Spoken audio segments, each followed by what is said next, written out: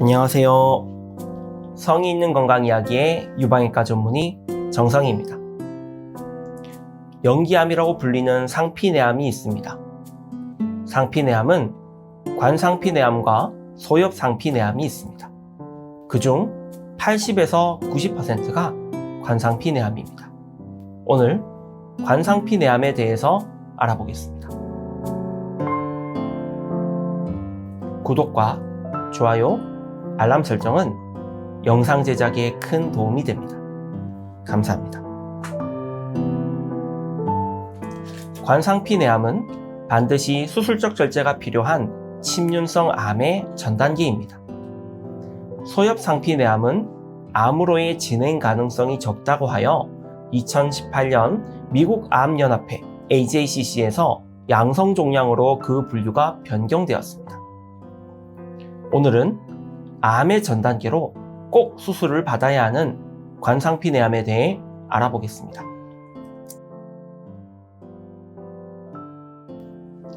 영어로는 덕탈 칼시노마 인사이투라고 합니다.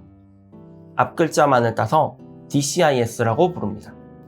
관내암종, 연기암이라고도 부릅니다. 1기, 2기로 부르는 암은 침륜성 유방암이라고 합니다.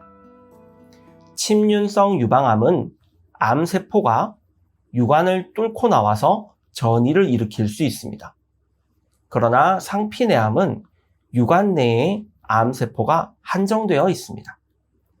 그래서 암세포가 림프관을 타고 겨드랑이 림프절로 가거나 혈액을 타고 다른 장기로 가는 전이를 일으키지 않습니다. 그렇기 때문에 관상피내암으로 진단이 된다면 수술은 필요하지만 항암 치료는 필요하지 않습니다. 관상피내암은 대표적으로 다음 4가지의 형태로 발견됩니다. 유방 촬영술상 미세석회화, 유방의 혹, 유두 분비물, 유두 궤양입니다. 유방 촬영술은 유방 검진을 위해 40세부터 시행합니다. 우리나라 여성들은 유방의 형태가 치밀 유방입니다. 그래서 유방 촬영술이 혹을 찾아내는 데는 불리하다고 이전에 이야기 드린 적이 있습니다. 그러나 석회에 있어서는 유방 촬영술이 초음파보다 우수합니다. 특히 암과 연관이 있다고 생각되는 미세석회화는 초음파에서는 찾기가 어렵고 그 범위를 파악하기도 어렵습니다.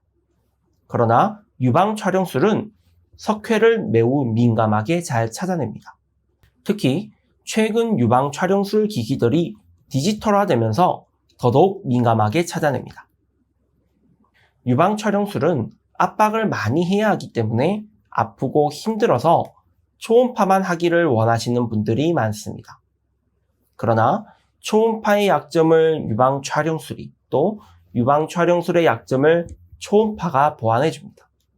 그래서 같이 시행하는 것이 좋습니다. 유방에 혹이 있으면 초음파를 시행하고 조직검사를 시행해서 관상피내암으로 진단되는 경우도 있습니다. 유두분비물은 한쪽이고 그 색이 노란색, 갈색, 붉은색이라면 진료가 반드시 필요합니다.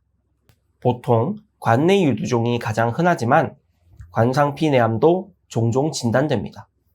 꼭 병원을 방문하셔서 검사하셔야 합니다. 유두궤양입니다. 파제씨 병이라고도 합니다. 마치 습진처럼 보입니다. 유두의 피부가 두꺼워지고 피부가 단단해지면서 벗겨지기도 합니다. 유두에 습진이 생겨서 치료를 받는데 잘 낫지 않는다면 반드시 의심해야 합니다. 진단은 조직검사로 진단을 합니다. 유두에만 국한되어 관상피내암으로 진단이 끝나는 경우도 있고 검사를 시행하면 유방 내에 암이 함께 발견되기도 합니다. 관상피내암의 치료는 수술입니다. 관상피내암으로 진단이 된다면 초음파, 유방 촬영술, 유방 MRI를 시행하여 그 범위를 확인합니다. 석회화의 범위가 좁고 병변이 하나거나 여러 개여도 모여 있다면 유방을 보존하면서 병변을 제거하는 유방 보존 수술이 가능합니다. 그러나 연기암으로 매우 초기임에도 불구하고 그 범위는 넓을 수 있습니다. 유관을 따라서 넓게 발생할 수가 있습니다. 또 여러 군데에 다발성으로 발생할 수 있습니다. 오히려 상피내암의 경우 침륜성 암보다 이러한 경우가 더 많습니다.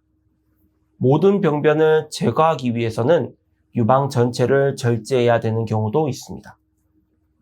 만약 유두를 침범한 파제시병의 형태라면 안타깝지만 유두도 제거해야 합니다. 침륜성 암으로 진행할 수 있는 병변이므로 남겨둘 수가 없기 때문입니다. 관상피내암은 수술하고 난 뒤에 침륜성 암으로 진단이 바뀔 수 있습니다. 그래서 전절제를 시행해야 하는 경우라면 유방암 수술처럼 겨드랑이의 감시 림프절도 함께 확인해야 합니다. 혹시나 유방암으로 진단이 바뀌었을 때 전절제를 하고 나면 감시 림프절을 찾을 수 없기 때문입니다. 관상피내암이지만 침륜성 암으로 진단이 바뀔 가능성이 높은 경우가 있습니다. 첫째로 상피내암의 범위가 넓은 경우입니다. 범위가 넓으니까 침륜성 암이 발견될 확률이 높아집니다. 둘째로 혹의 형태로 발견되는 경우입니다. 미세석회아의 형태로 발견되는 관상피내암은 덜 공격적일 가능성이 높습니다. 그러나 혹의 형태를 취하고 있다면 관상피내암 중에서도 핵등급이 높은 공격적인 관상피내암의 가능성이 있습니다.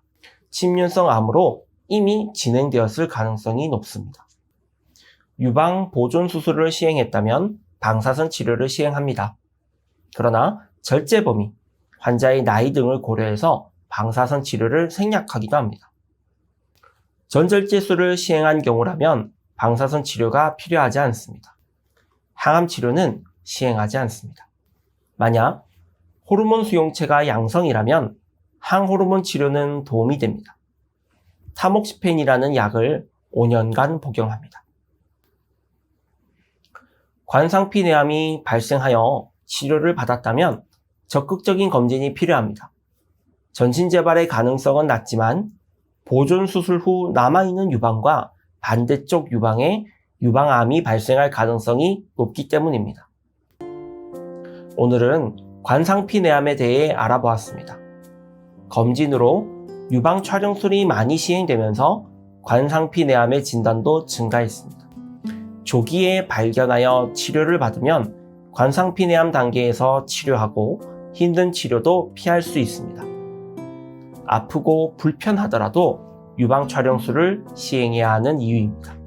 위에서 말씀드린 증상이 있다면 꼭 유방외과 전문의와 상의하시고 증상이 없더라도 꾸준히 검진 잘 받으시길 바랍니다. 감사합니다.